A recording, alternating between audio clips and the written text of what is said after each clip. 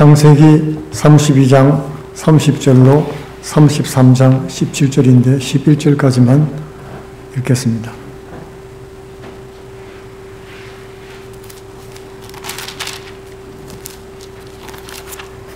제가 봉독하겠습니다. 창세기 32장 30절.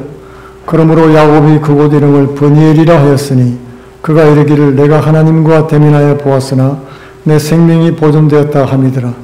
그가 브니엘을 지날 때 해가 돋았고 그 환도뼈로 인하여 절었더라. 그 사람이 야곱의 환도뼈 큰 힘줄을 친 고로 이스라엘 사람들이 지금까지 환도뼈 큰 힘줄을 먹지 아니하더라. 야곱이 눈을 들어보니 에스가 400인을 거느리고 오는지라. 그 자식들을 나누어 레와와 라헬과 두 여종에게 맡기고 여종과 그 자식들은 앞에 두고 레아와 그 자식들은 다음에 두고 라헬과 요셉은 뒤에 두고 자기는 그들 앞에서 나아가되 몸을 7번 땅에 굽히며 그 형 에스에게 가까이 하니 에스가 달려와서 그를 맞아서 안고 목을 얻어맞기고 그와 입맞추고 피차 우니라. 에스가 눈을 들어 여인과 자식들을 보고 묻되 너와 함께한 이들은 누구냐? 야곱이 가로되 하나님이 주의 종에게 은혜로 주신 자식이니이다.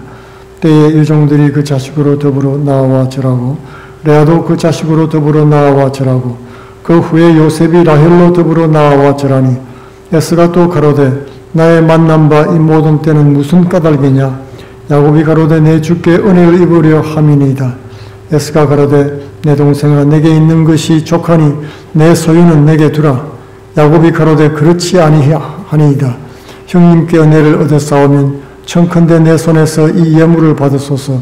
내가 형님의 얼굴을 배운즉 하나님의 얼굴을 본 것 같사오며 형님도 나를 기뻐하심이니이다.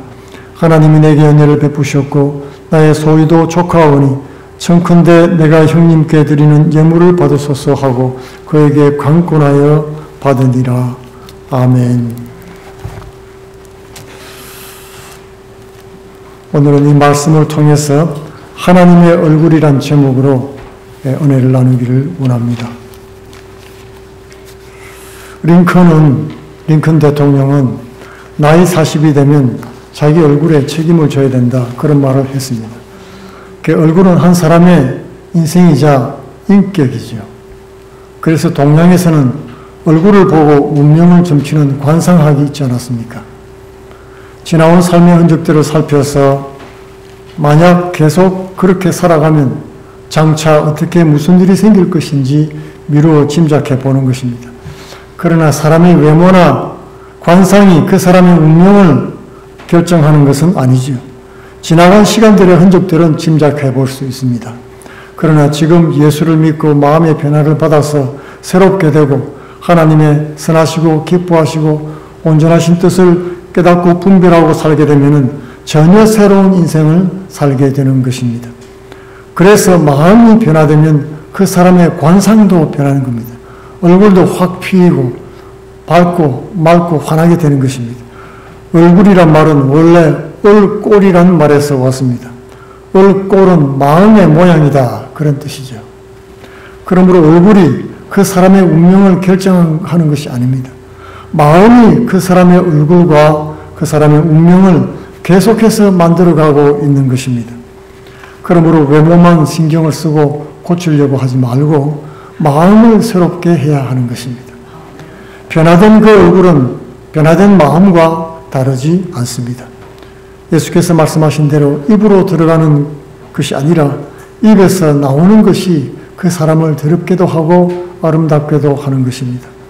속에서 나오는 것이 그 사람을 결정짓는다는 뜻입니다. 인간은 하나님의 형상대로 창조된 존재입니다. 인간은 하나님의 얼굴이란 뜻입니다.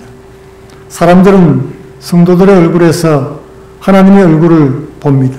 그리고 타인의 모습 속에서도 하나님을 발견한다고 하는 것입니다.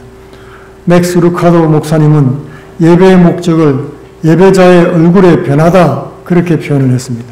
하나님이 우리 예배를 받으시면 얼굴에 광채가 나는 것입니다. 생기가 돌게 되는 것입니다. 새 힘을 얻게 된다는 말입니다. 모세가 하나님 면전에서 말씀을 받을 때 그의 얼굴에 광채가 났었습니다. 하나님의 가인이 예배를 받지 않았을 때 가인은 얼굴에 낯빛이 변했다고 했습니다. 낯빛이 어두워졌던 것입니다. 성도의 얼굴은 하나님의 영광의 광채라고 했습니다. 그것은 빛을 반사하는 반사체다, 그런 뜻이죠. 때로는 깨지고 금이 같지만 제대로 닦지 않고 때가 끼고 형편없이 망가져서 창피할 때도 있지만은 그래도 우리 얼굴은 하나님의 얼굴입니다. 지금은 그 옛날 청동거울로 보는 것처럼 희미하게 하나님을 보고 반사하지만은 마지막에는 얼굴과 얼굴을 대하여 볼 것이고 얼굴과 얼굴이 닮아지게 될 것이고 결국에는 내 얼굴이 하나님의 형상을 닮은 얼굴로 변모하게 될 것입니다. 종말에는 그렇게 될 것이란 말입니다. 오늘 본문에서 지난밤 야곱은 야복강 나루에서 하나님과 씨름하면서 기도하고 있었습니다. 씨름했다는 말은 기도했다는 뜻입니다. 하나님 얼굴을 직접 보고도 살아남은 야곱은 그곳 이름을 브니엘이다, 그렇게 지었습니다. 하나님의 얼굴 앞에서, 그런 뜻이죠. 그런 야곱이 에서에게서 하나님의 얼굴을 보았습니다. 거룩한 하나님의 얼굴과 두려운 형 에서의 얼굴과 무슨 상관이 있습니까? 어떻게 해서 에서의 얼굴이 하나님의 얼굴처럼 보였을까요? 이 말씀에서 우리는 얼굴을 통해서 어떻게 하나님 얼굴을 세상에 드러낼 수 있는지 한번 살펴보기를 원하는 것입니다. 첫째로 에서의 얼굴은 하나님 얼굴이었습니다. 적어도 두세 사람이 모인 곳에는 항상 내가 대하기 까다로운 사람들이 꼭 있습니다. 예수님은 가족이 원수라고 했죠. 나와 가까이 지내는 사람일수록 원수가 될 확률이 높고 마음의 상처도 쉽게 받습니다. 히틀러와 싸우다가 사형을 당했던 디트리 본헤퍼 목사님이 계십니다. 그 목사님은 쳐다보기도 싫은 지긋지긋한 원수에 대해서 말씀하신 적이 있습니다. 예수 그리스도는 그의 원수들 가운데 살았다. 그는 결국 자기 제자들에게 버림받았다. 그는 십자가 위에서 악한들과 조롱하는 자들에게 둘러싸여서 완전히 홀로 있었다. 그가 온 목적은 하나님의 원수들에게 평화를 주려고 하는 목적이었다.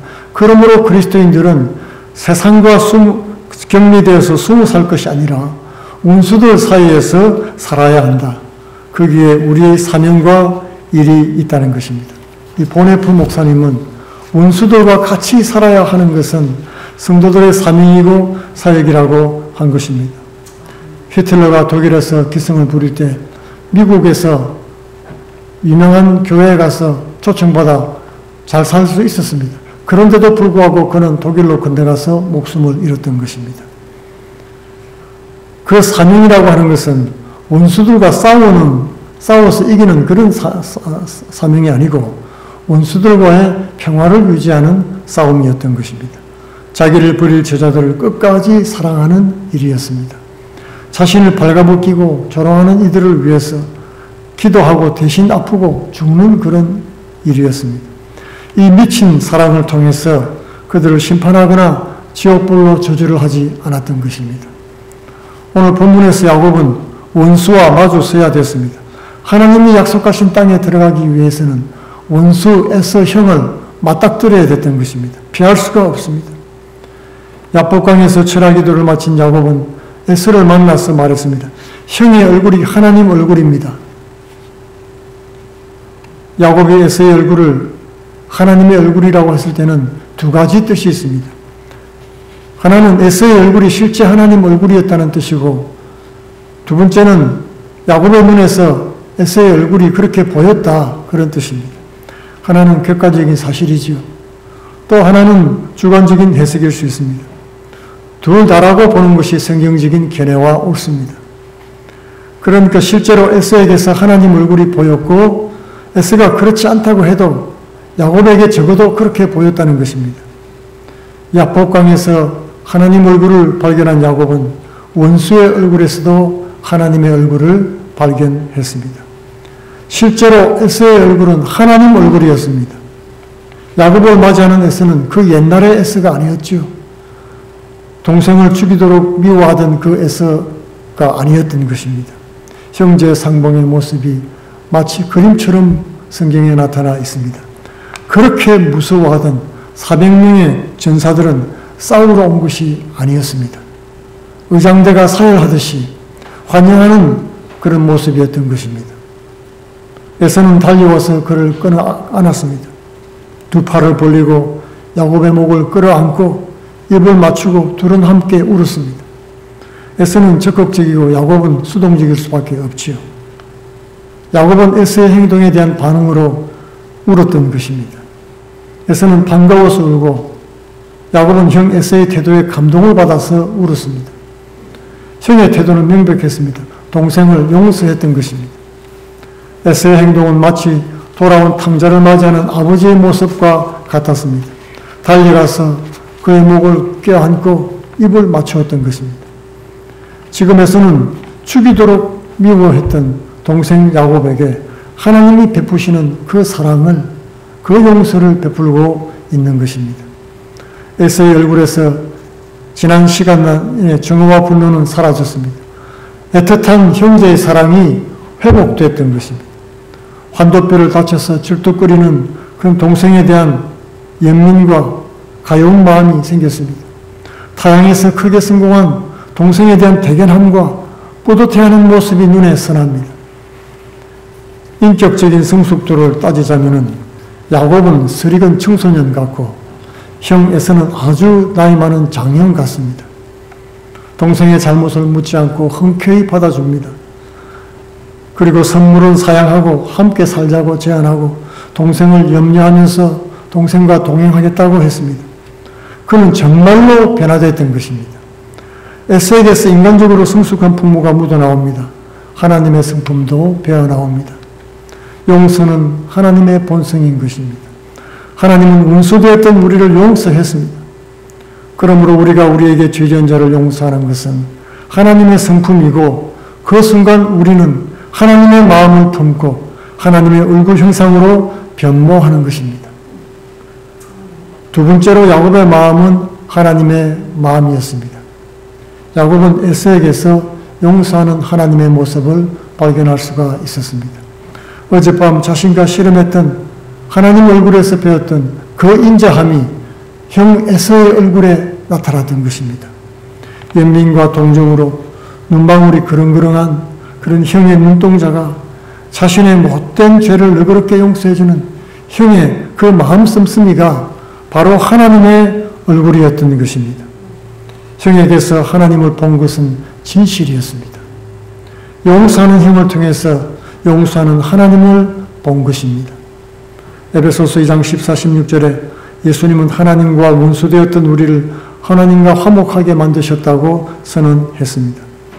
구원은 죄를 심판하는 것이 아니라 용서하는 것입니다. 그것이 바로 로마서가 말씀하는 하나님의 의인 것입니다.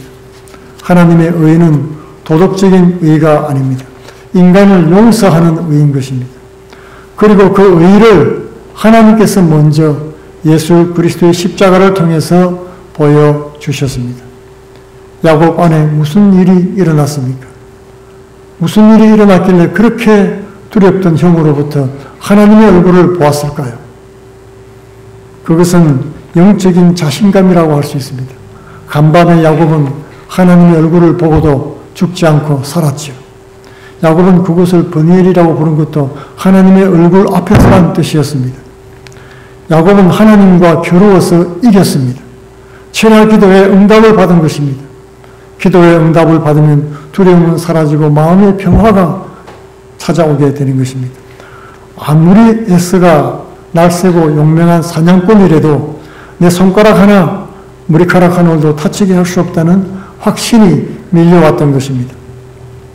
사실 그는 삼촌 라반의 위협을 떠나올 때 그곳을 지나갈 때 하나님의 군대를 보았죠. 그래서 그곳을 마하나임이라고 불렀던 것입니다. 천사가 지키고 보호해 주었던 것입니다. 평생을 사람들과 씨름했던 야곱은 화목하지 못한 삶을 살았습니다. 사람들과 씨름할 필요가 없었습니다. 천사가 보호하고 지켜주었는데 그럴 필요가 없죠. 그리고 하나님과 씨름하며 기도했던 야곱은 비로소 하나님 얼굴을 뵙고 자신의 마음이 하나님 마음으로 변화되었던 것입니다. 하나님 앞에서 에서를 극복해 보려고 몸부림을 쳤는데 자신이 먼저 굴복하고 야곱이 변해서 이스라엘이 되었습니다. 진실로 기도하면 환경이 변하기 전에 내가 먼저 변하게 되는 것입니다. 마지막으로 하나님의 얼굴을 본 사람은 타인의 얼굴에서 하나님의 얼굴을 발견할 수 있습니다. 야곱이 먼저 하나님 얼굴을 보았기 때문에 에서에게서 하나님을 발견하게 된 것입니다. 야곱의 마음 지도를 그리면은 그것은 하나님의 모습일 것입니다. 그 새벽에 기도하던 야곱은 용서하는 하나님의 얼굴을 보았습니다. 그렇기 때문에 이제 그는 얼굴도 생각도 다 변했습니다. 야곱 안에 하나님이 꽉 차 있으니까 그가 만나는 누구든지 원수라도 이제 하나님으로 보이는 것입니다. 누가복음 6장 45절에 예수께서 사람이 마음에 가득한 것을 입으로 말함이라고 말씀했습니다. 야곱은 이제 마음에 가득한 하나님을 말하고 있습니다. 그리고 에서에게서 하나님의 얼굴을 보았던 것입니다. 이렇게 전능하신 하나님의 얼굴을 보는 사람은 이웃에게서 하나님의 얼굴을 발견하게 되는 것입니다. 요한일서 4장 20절에 누구든지 하나님을 사랑하노라 하고 그 형제를 미워하면 이는 거짓말하는 자니 보는 바 그 형제를 사랑하지 아니하는 자는 보지 못하는 바 하나님을 사랑할 수 없느니라고 했습니다. 야곱과 에서의 재회는 형제 상봉이지요. 그러나 원수와의 만남이라고도 할 수 있습니다. 형제이자 원수인 에서의 얼굴에서 하나님의 얼굴을 발견했던 것입니다.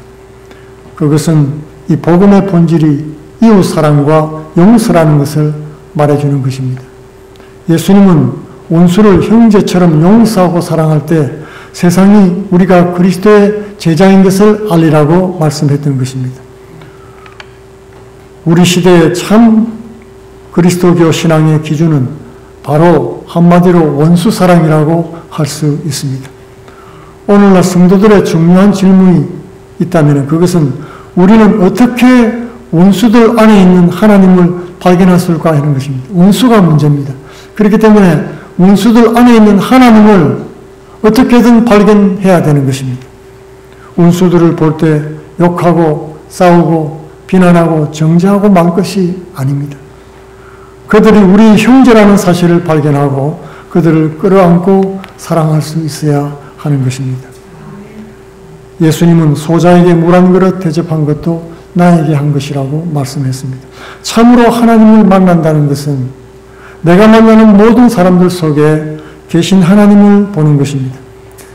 이런 깨달음은 야복강 나루토의 영적인 실험이 있을 때 가능했습니다.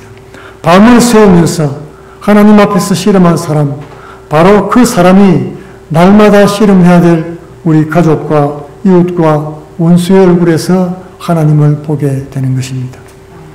야곱은 안 받으려고 하는 선물을 강권해서 에서에게 주었습니다.